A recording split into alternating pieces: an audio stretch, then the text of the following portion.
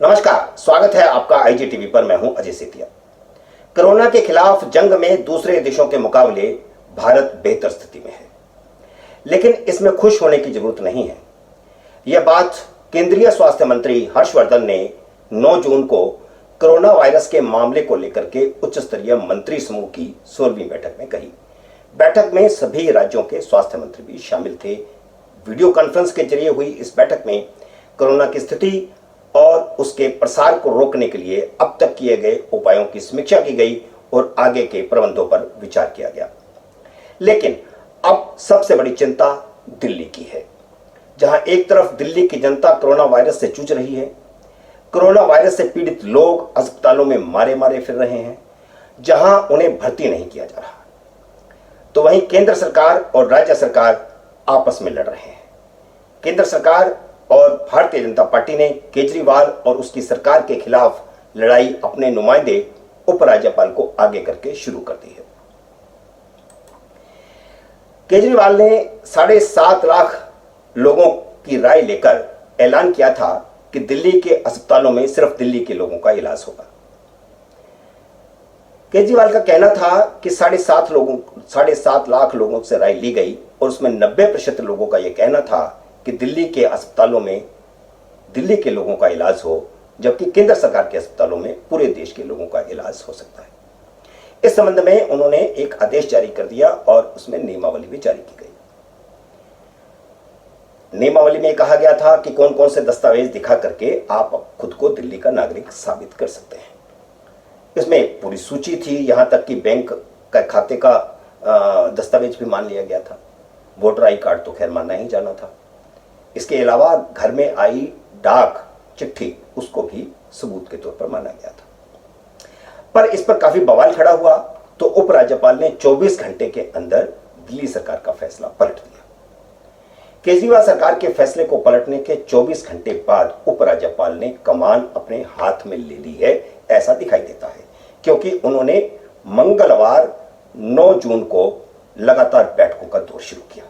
पहले उन्होंने disaster management committee की बैठक बुलाई, जिसमें उप मुख्यमंत्री मनीष सिसोदिया और स्वास्थ्य मंत्री सत्येंद्र जैन मौजूद थे।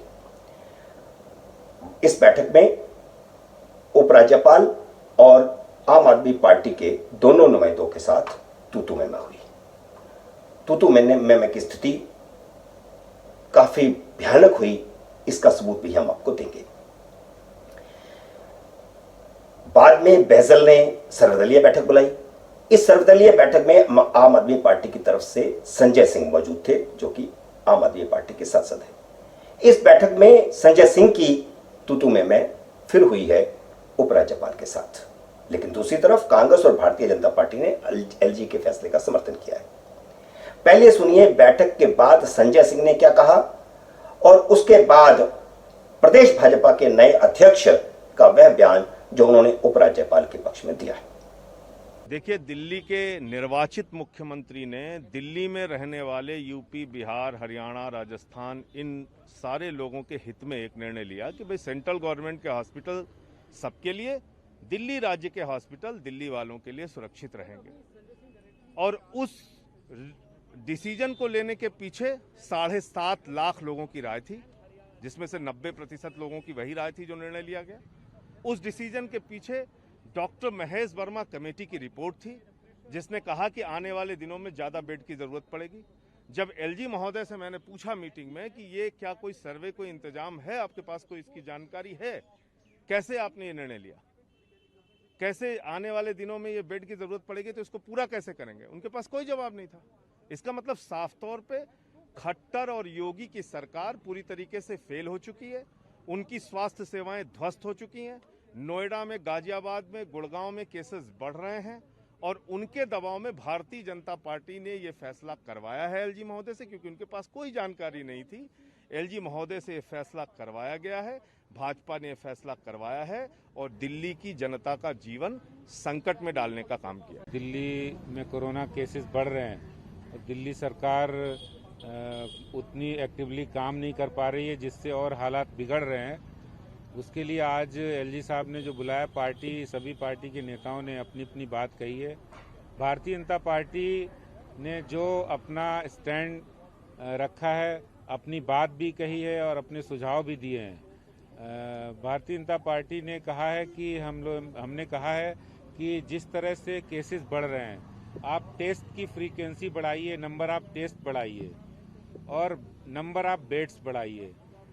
हॉस्पिटल में ऑक्सीजन की कमी है, ऑक्सीजनेटेड बेड होने चाहिए क्योंकि कोरोना में ऑक्सीजनेटेड बेड की ज़रूरत है। क्वारंटाइन सेंटर और बनाने की ज़रूरत है। और जो बहुत प्रमुख बात है, प्राइवेट हॉस्पिटल जो मनमानी कर रहे, उस पर कैपिंग करने की ज़रूरत है, उस पर लगाम लगाने की ज़रूरत है। इसके अतिरिक्त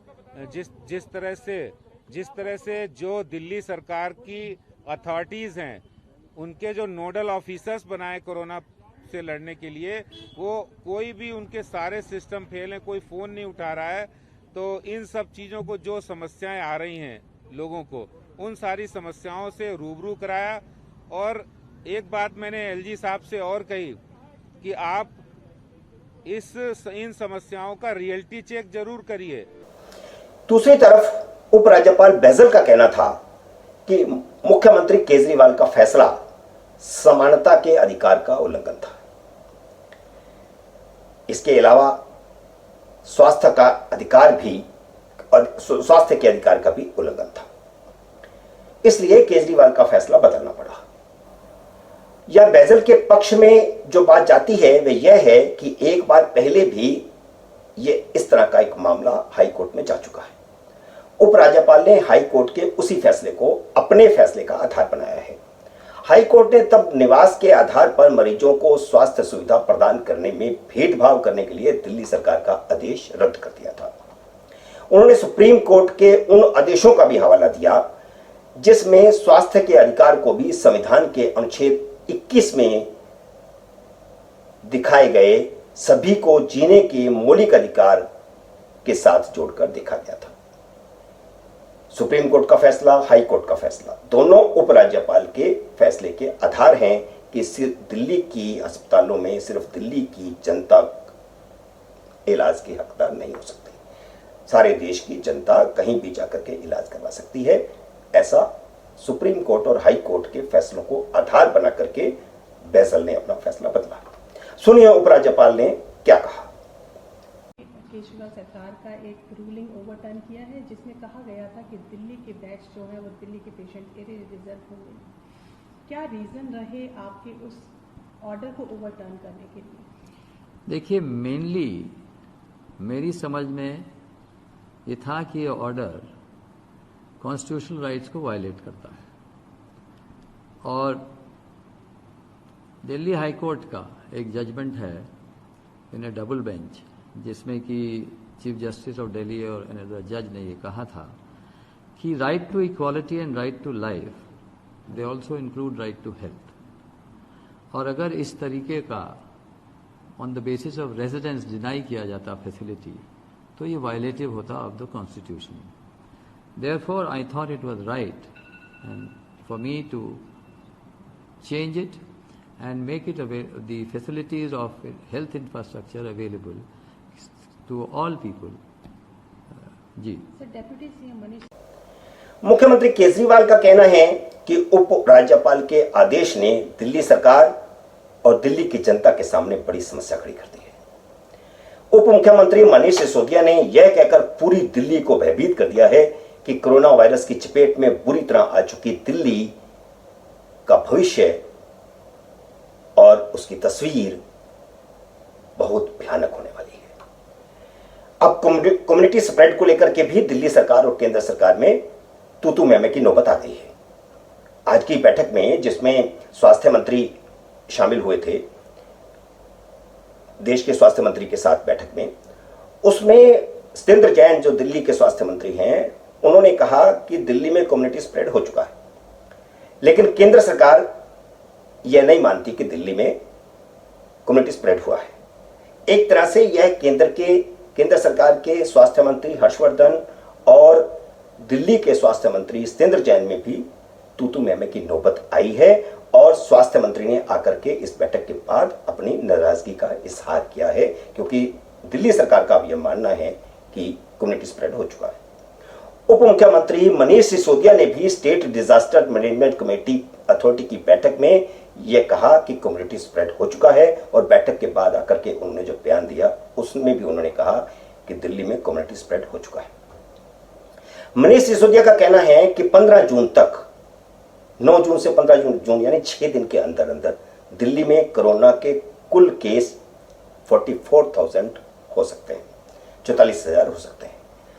आंकड़ा 30 जून तक बढ़कर 1 लाख तक पहुंच सकता है, यह मनीष सिसोदिया का कहना है। फिर वह कहते हैं कि 15 जुलाई तक कोरोना केस 1.25 लाख होंगे और 31 जुलाई तक दिल्ली के मरीजों की संख्या 5.5 लाख तक पहुंच सकती है, और उस वक्त इलाज के लिए दिल्ली में 80,000 बेड की जरूरत होगी। और उपराज्यपाल ने जिस प्रकार दिल्ली सरकार के फैसले को बदला है, उस समय जुलाई के अंत तक आते आते त्राही त्राही मच जाएगी और दिल्ली वालों के लिए संकट पैदा हो जाएगा। सुनिए मनीष सिसोदिया ने क्या कहा। 15 जून तक 44,000 केसेस होंगे और करीब 6,600 बेड्स की आवश्यकता होगी। 30 जून तक 1 लाख केसेस पहुंच जाएंगे और 15,000 बेड्स की आवश्यकता होगी। 15 जुलाई तक करीब 2.25 लाख केसेस हो जाएंगे और 33,000 बेड्स की आवश्यकता होगी। और